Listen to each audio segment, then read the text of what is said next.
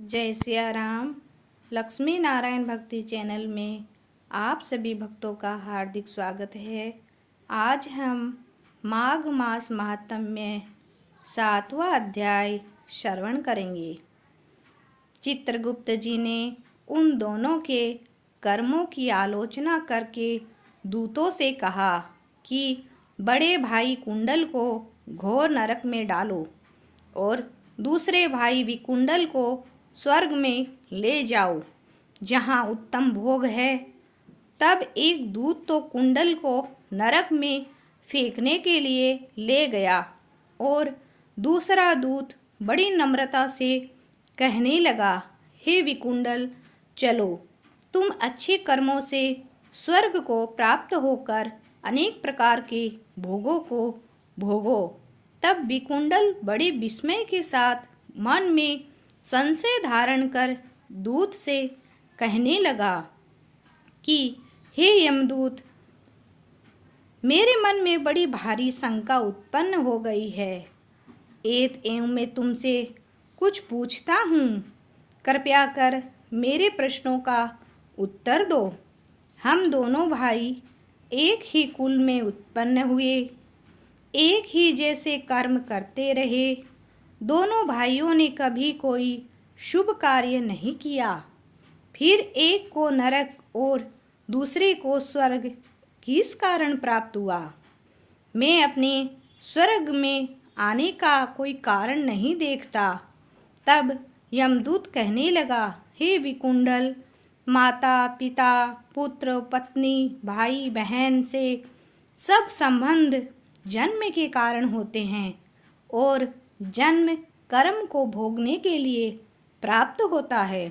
जिस प्रकार एक वृक्ष पर अनेक पक्षियों का आगमन होता है, उसी तरह इस संसार में पुत्र भाई माता पिता का भी संगम होता है। इनमें से जो जैसे जैसे कर्म करता है वैसे ही फल भोगता है। तुम्हारा भाई अपने पाप कर्मों से नरक में गया, तुम अपने पुण्य कर्म के कारण स्वर्ग में जा रहे हो। तब विकुंडल ने आश्चर्य से पूछा कि मैंने तो आजन्म कोई धर्म कार्य नहीं किया, सदैव पापों में ही लगा रहा। मैं अपने पुण्य के कर्म को नहीं जानता। यदि तुम मेरे पुण्य के कर्म को जानते हो तो कृपया करके बताइए। तब देवदूत कहने लगा कि मैं सब प्राणियों को भली भांति जानता हूँ, तुम नहीं जानते। सुनो, हरि मित्र का पुत्र सुमित्र नाम का ब्राह्मण था, जिसका आश्रम यमुना नदी के दक्षिणोत्तर दिशा में था। उसके साथ जंगल में ही तुम्हारी मित्रता हो गई और उसके साथ तुमने 2 बार माघ मास में श्री यमुना जी में स्नान किया था। पहली बार स्नान करने से तुम्हारे सब पाप नष्ट हो गए और दूसरी बार स्नान करने से तुमको स्वर्ग प्राप्त हुआ।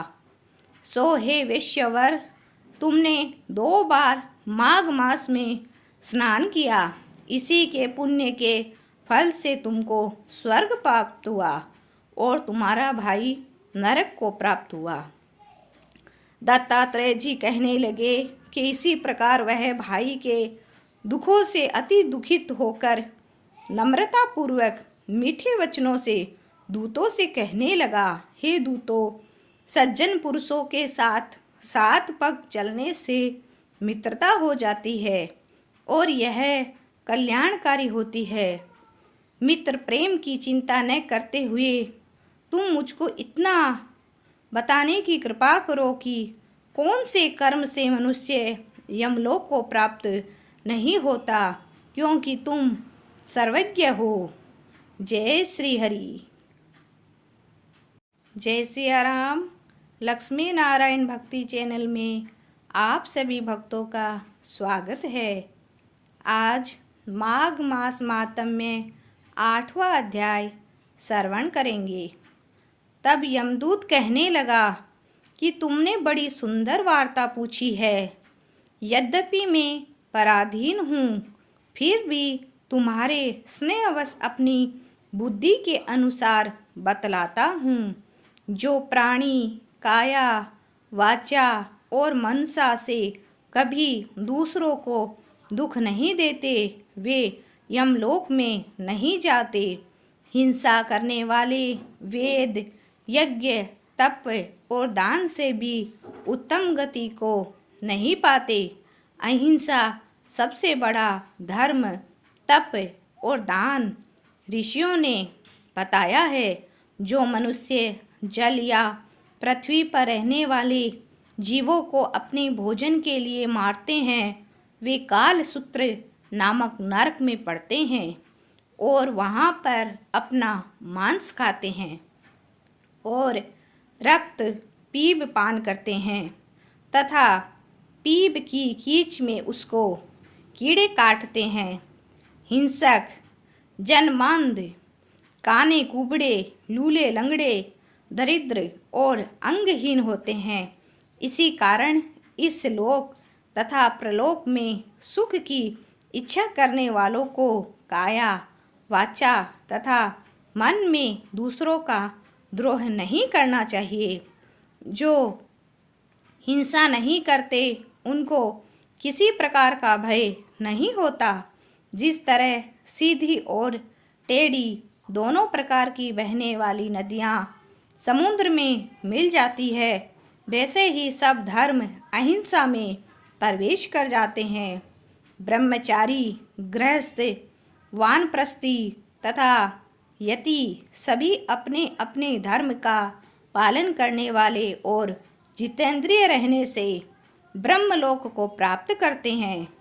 जो जलाशय आदि बनाते हैं और सदैव पांचों यज्ञ करते हैं, वे यमपुरी में नहीं जाते। जो इंद्रियों के वशीभूत नहीं हैं, वेद पाठी और नित्य ही अग्नि अर्थात हवन आदि का पूजन करते हैं, वे स्वर्ग को जाते हैं। युद्ध भूमि में जो सूरवीर मर जाते हैं, वे सूर्यलोक को प्राप्त होते हैं। जो अनाथ स्त्री शरण में आए हुए तथा ब्राह्मण की रक्षा के लिए प्राण देते हैं, वे कभी स्वर्ग से नहीं लौटते।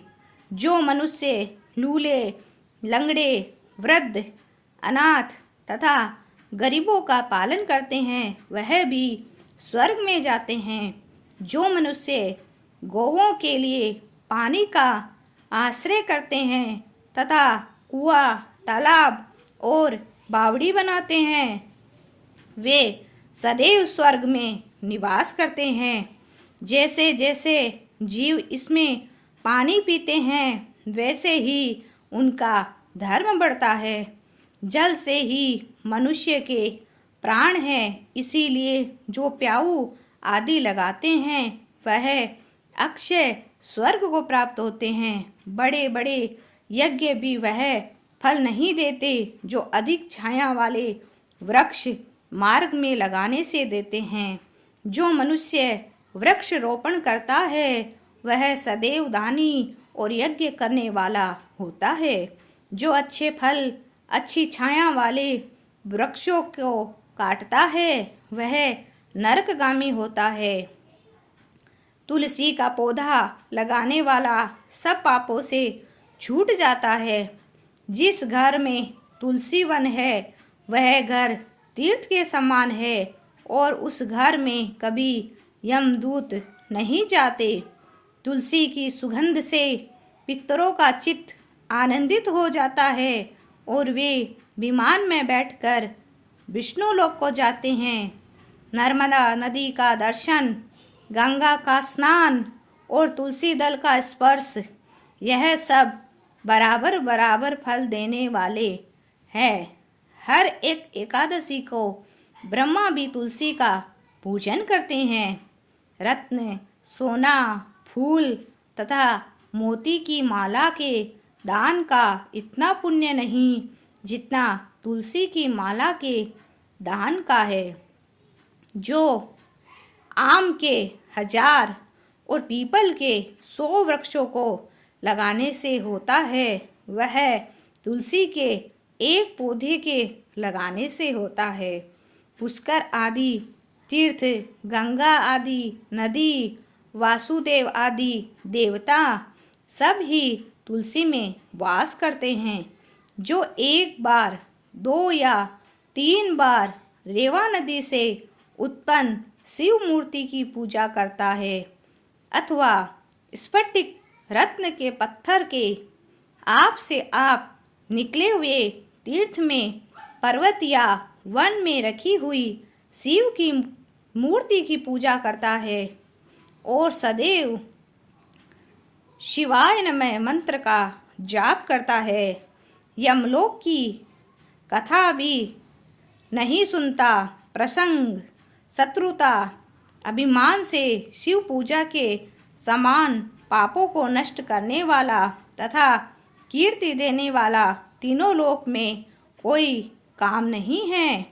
जो शिवालय स्थापित करते हैं वे शिवलोक जाते हैं। ब्रह्मा, विष्णु तथा शिव का मंदिर बनाकर मनुष्य वैकुंठवासी होता है। जो भगवान की पूजा के लिए फूलों का बाग लगाते हैं वे धन्य हैं।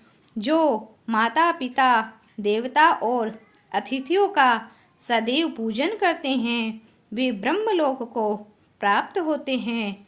श्री हरि नारायण।